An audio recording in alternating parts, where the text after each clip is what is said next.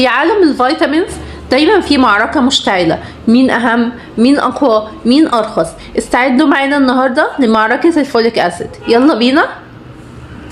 أنا الأساس، كل ست قبل الحمل محتاجاني، من غيري مفيش وقاية من تشوهات الأجنة.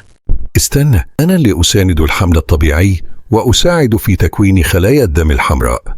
وسعوا الطريق، أنا للحالات الخاصة، أنيميا شديدة، حمل عالي الخطورة، أمراض مزمنة. بس الناس بتاخدك من غير دكتور وده غلط. أنا متوسط، لا صغير ولا ثقيل. الزيادة من غير داعي خطر، وأنا لازم إشراف طبي. ستوب، كلكم مهمين بس كل واحد في مكانه الصح. ال 400 مايكرو بيستخدم للسيدات قبل الحمل وكمان للوقاية العامة. أما ال 800 مايكرو فده بيستخدم للسيدات أثناء الحمل في الحالات الطبيعية.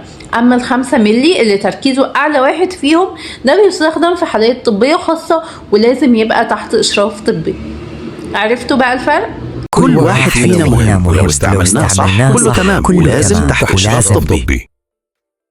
عشان كده مش كل العالي أحسن ولا كل الصغير ضعيف، الأحسن إنك تختار التركيز المناسب ليك على حسب حالتك. ما تنسوش تعملوا لايك وسبسكرايب وتفعلوا زر الجرس عشان يوصلكوا كل جديد، واكتبوا لي في الكومنتس ايه الموضوع الطبي اللي انتم محتاجين نتكلم عنه، سواء دواء أو مرض، خضار، فاكهة، أي حاجة. باي باي.